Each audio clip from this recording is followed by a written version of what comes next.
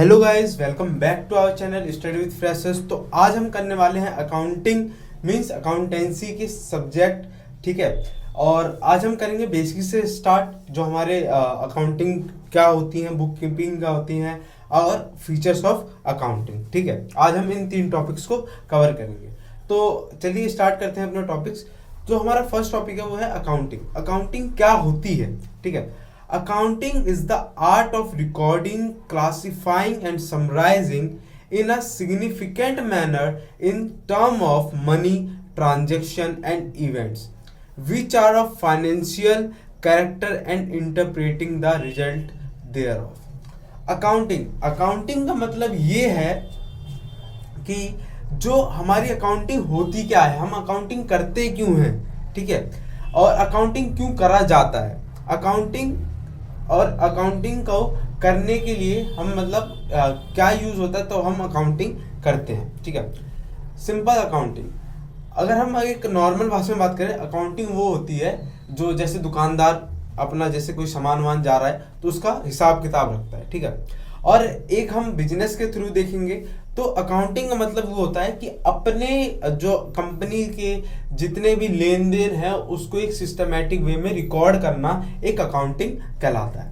ठीक है, अब अकाउंटिंग के मतलब किस तरीके से क्या स्टेप्स होते हैं, हम अकाउंटिंग को किस तरीके से करा जाता है। अब अकाउंटिंग को करने के लिए सबसे पहले हमें रिकॉर्डिंग मीन्स रिकॉर्ड करा जाता है कि क्या हमारे एसेट्स थे, क्या हमारे लायबिलिटीज थे। वो मैं आपको बताऊंगा, आपको एसेट्स क्या होते हैं, लायबिलिटीज क्या होते हैं, रिवेन्यू क्या होते हैं, ठीक है, डेब्टर्स क्या होते हैं, क्रेडिटर्स क्या होते हैं। अभी से मैं बात कर रहा हूँ अकाउंटिंग की। ठीक है, तो अकाउंटिंग करने के लिए सबसे पहले हमें रिकॉर्डिंग करना होता है, फिर उसको क्लासिफाई करना होता है मीन्स उसकी जर्नल एंट्रीज जर्नल बनाने होते हैं, उसमें कई सारी हमें बुक्स बनानी होती हैं। ठीक है, फिर उसका एक समराइजिंग करना होता है, मतलब एक बैलेंस शीट कह सकते हैं, जो हमें पता चलता है कि हमारी कंपनी में कितनी चीजें हैं, कितनी चीजें नहीं है। ठीक है, इन सब चीजों को एक सिस्टमैटिक रिकॉर्ड करना अकाउंटिंग कहलाता है। और सबसे मेन इंपॉर्टेंट, अकाउंटिंग सिर्फ मनी की लेन देन को ही अकाउंटिंग में हम एंट्री डालेंगे, बिना मनी के जो अगर हमारी मनी इन्वॉल्व नहीं रहेगी तो हम इसकी अकाउंटिंग नहीं करेंगे। ठीक है, अब बात करते हैं book keeping. Bookkeeping is the art of recording the financial transaction of business in term of money in set of books, ठीक है, accurately and systematically in order to obtain necessary information। उसी के तरह है, बस तरीका अलग है, उसको बुक कीपिंग कह दिया है। इसमें क्या होता है, जो फाइनेंशियल ट्रांजेक्शन होती है बिजनेस की, उसको मतलब जो हमारी मनी है इन टर्म्स ऑफ मनी ही होनी चाहिए। ठीक है, और अकाउंटिंग में हम मनी के जैसे अकाउंटिंग में क्या करते हैं, हम लोग मनी आए चाहे ना आए उसकी भी अकाउंटिंग कर देते हैं, क्योंकि हमें पता रहता है बाद में आ ही जाएगा, क्रेडिटर्स आ जाएंगे, डेब्टर्स आ जाएंगे। ठीक है, पर बुक कीपिंग में सिर्फ उन्हीं की मनी जिसमें इन्वॉल्व रहेगा उन्हीं की ट्रांजेक्शन को रिकॉर्ड करा जाएगा, वो भी सिस्टमेटिक तरीके से। ठीक है, ये था हमारा बुक कीपिंग। अब बात करते हैं फीचर्स ऑफ अकाउंटिंग। अब फीचर्स ऑफ अकाउंटिंग में सबसे पहला जो फीचर है, recording of financial transaction only. अब फाइनेंशियल ट्रांजेक्शन ओनली मतलब accounting record only those transaction and events which are of the financial character, therefore it is necessary to identify recordable economic event. मतलब जो हमारी transaction हो रही है, जिस भी हमारी जो इवेंट हो रही है उसके अंदर जो फाइनेंशियल कैरेक्टर्स हैं उनका ही रिकॉर्ड करना। And the second is recording in terms of money. All business transaction are recorded in terms of money. और एग्जाम्पल है, if a businessman what 100 chair their value will be recorded. मतलब वहां पे कितने चेयर्स आए हैं वो भी रिकॉर्ड होगा, अगर उसमें वो क्या बताए अमाउंट अगर इन्वॉल्व नहीं है तब भी हमें रिकॉर्ड करना होगा उसके अंदर। ठीक है, अब देखिए इसमें क्लासीफाइंग आ गया। अब क्लासीफाइंग मैंने बताया था ना आपको अकाउंटिंग में, क्लासीफाइंग ये हो गया after recording transaction in general. ठीक है, अगर हमने जनरल में कर दिया, जो हमारे जो भी चीजें थी हमने उसको जनरल में बना दी। And the business of transaction are classified under separate heads like ledger, save as salary amount, rent amount, advertisement amount, etc.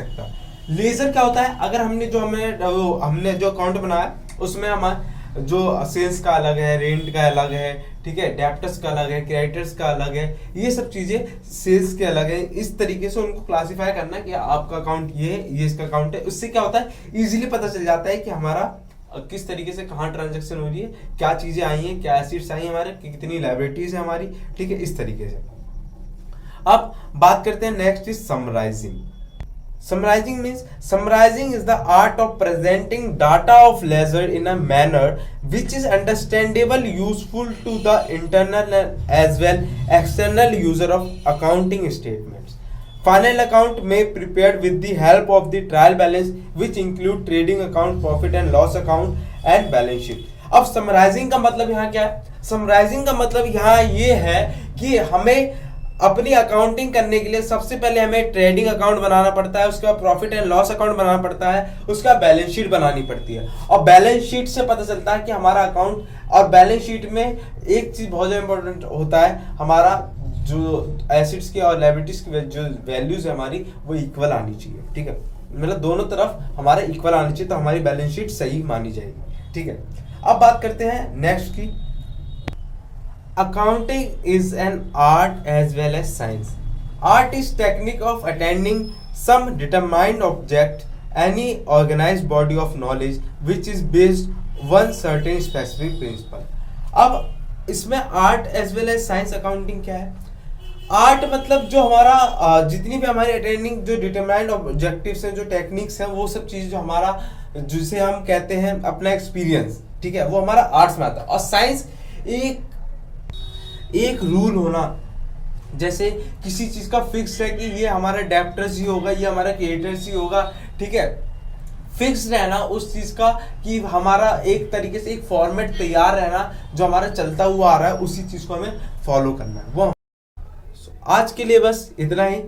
Please channel को सब्सक्राइब जरूर करें और बेल नोटिफिकेशन को जरूर ऑन कर लें ताकि मेरी आने वाली वीडियोस आप तक सबसे जल्द पहुंच सकें, और ज़्यादा से ज़्यादा शेयर करें ताकि आपको भी और अपने दोस्तों को भी आप लोग सिखा सकें। ठीक है, चलिए मिलते हैं जल्दी नेक्स्ट वीडियो में। Thank you for watching.